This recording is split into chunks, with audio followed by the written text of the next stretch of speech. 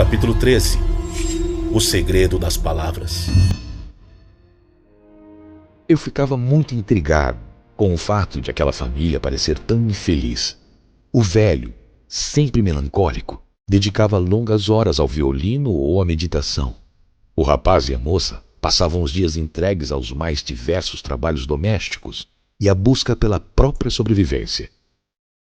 Vi muitas vezes os dois chorando longe da casa, sozinhos. Eles não pareciam felizes. E eu não via motivo para essa infelicidade. Por isso também me sentia infeliz. Eram criaturas adoráveis, porém tão tristes. Por quê? Eu me perguntava todos os dias. Eles tinham uma casa aconchegante, muito confortável. Tinham fogo para aquecê-los durante o inverno. Plantavam e colhiam deliciosos alimentos. Cobriam-se com muitas roupas e, o mais importante, tinham uns aos outros para conversar, compartilhar a comida, trocar afetos. Eles se amavam, mas o que aquelas lágrimas queriam dizer? Enquanto procurava entendê-los, pude desvendar o segredo da comunicação. Notei que as palavras que diziam um para o outro causavam prazer ou desconforto, sorrisos ou tristeza. Parecia uma ciência dos deuses e eu queria dominá-la. No fundo, queria ser como eles. Mas eu não era. Com grande perseverança, e após muitos ciclos de lua, aprendi os nomes que davam às coisas do dia a dia e da vida familiar, como lenha, fogo, pão, leite, água, vento, chuva, neve, frio, calor, inverno, céu, terra e muitos outros. Depois, aprendi os nomes dos meus queridos amigos, da minha família, ainda que eles não soubessem disso. Os jovens tinham vários nomes, mas o velho tinha apenas um, que era pai. A moça era chamada de irmã, filha ou Ágata. O rapaz era chamado de irmão, filho ou Félix. Foi todo um inverno de aprendizado e de felicidade. Eu compreendia o que diziam e treinava sozinho para pronunciar todas aquelas palavras. Fui aos poucos aprendendo a construir pensamentos em palavras, a me expressar e comunicar.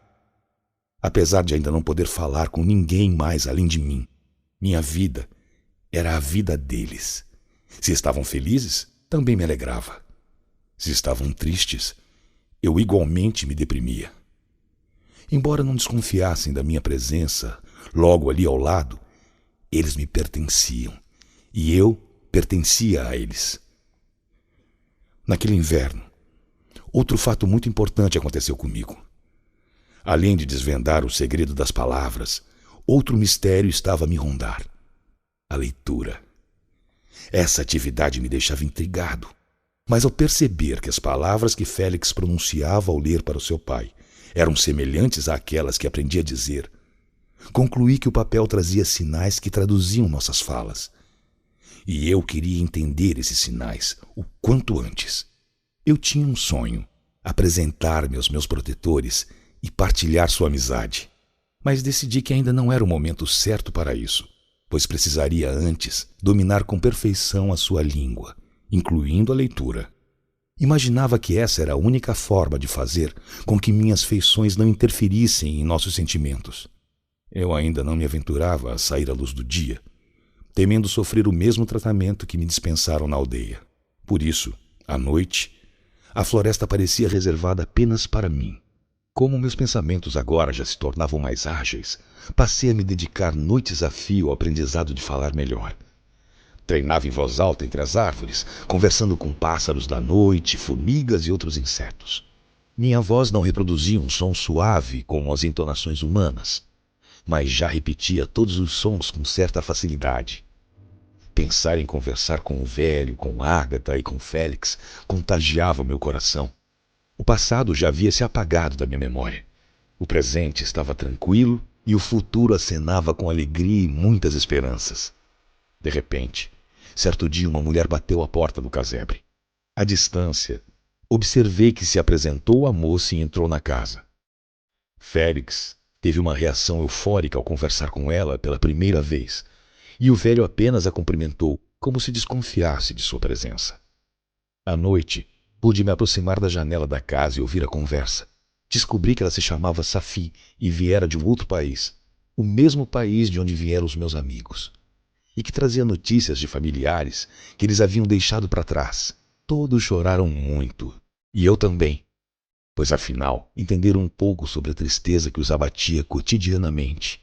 Eles estavam exilados de sua terra de origem, onde tinham família, riqueza e esperança. E ali, naquelas terras suíças e pobres, restava-lhes muito pouco, além do fato de ainda terem um ao outro. E o segredo das palavras escritas me foi desvendado justamente por causa daquela visita. Safi ficou com eles por cerca de 2 meses, e nesse período, Félix ensinou-lhe a ler e a escrever. Por meio de uma tábua pendurada na parede, onde escreviam e pronunciavam as palavras, aprendi a ler.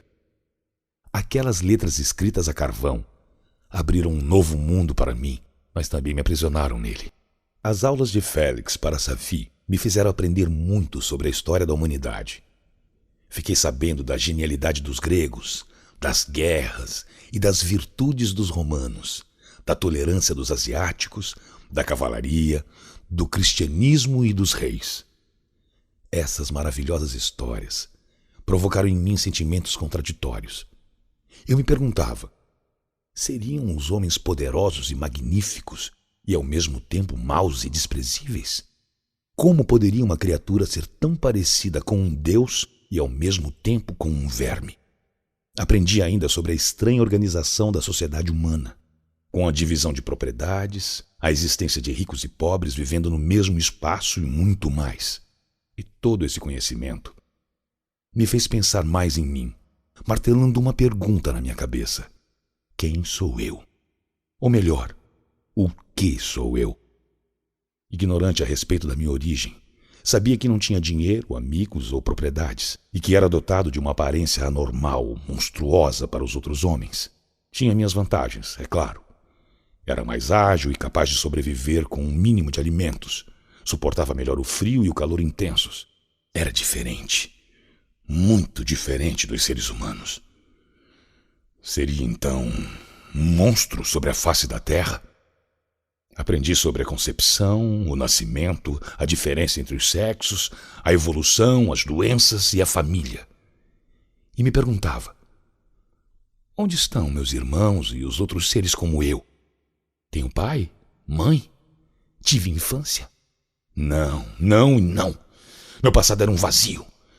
Parecia que eu havia nascido daquele jeito, com aquela altura, aquele tamanho, aquela idade. Certa tarde em que todos saíram para passear, entrei no casebre e explorei todos os seus cantos.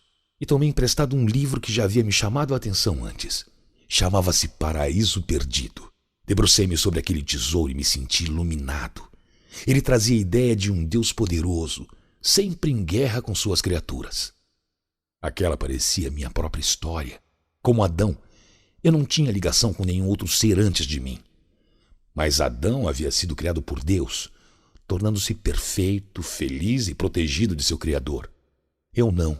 Era um desgraçado, solitário e desprezado ser que nem sabia quem havia me criado. Pior que tudo isso foi quando tomei consciência da minha monstruosidade. Certa vez, indo matar a sede num riacho, vi o meu reflexo na água transparente. E eu mesmo tomei um susto. No início duvidei que fosse a minha imagem refletida no espelho d'água. Mas quando me convenci de que aquela era mesmo a minha aparência, fui invadido por um sentimento de amargura indescritível. Sentia-me o pior de todos os seres. Eu já havia visto muitos seres humanos e nenhum tinha as minhas características. Nenhum ser humano é tão grande e tão deformado como eu. E pensava, o que fiz ao meu Criador para que me quisesse desse jeito? Mas eu mal sabia o que ainda estava por vir. Que desgraças a minha deformidade ainda me reservava. Dentro de um bolso do casacão que peguei do laboratório, antes de sair de Ingolstadt, encontrei o seu diário, Victor Frankenstein. Assim que aprendi a ler as primeiras palavras, comecei a entender do que se tratava aquele caderno.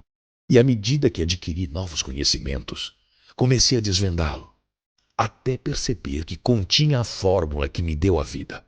Neste diário que tenho em minhas mãos está o segredo da minha concepção, ou melhor, da minha construção. É difícil pensar assim, que foi construído e não concebido, que sou uma aberração da natureza e não um ser humano. Como alguém pode ter tido coragem de construir uma criatura como eu? Esse diário contém os 4 meses que precederam o meu nascimento, se é que podemos dizer assim. É melhor chamar de aparecimento.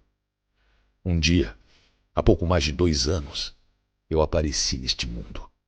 E agora estou aqui para importuná-lo, meu Criador. A minha origem maldita está aqui, registrada nessas folhas que sua mãe entregou a você. É dela esta dedicatória, não é? Mal sabia ela para que serviriam estas folhas em branco. Páginas que me dão náuseas. Maldito Criador! Foram minhas palavras de agonia.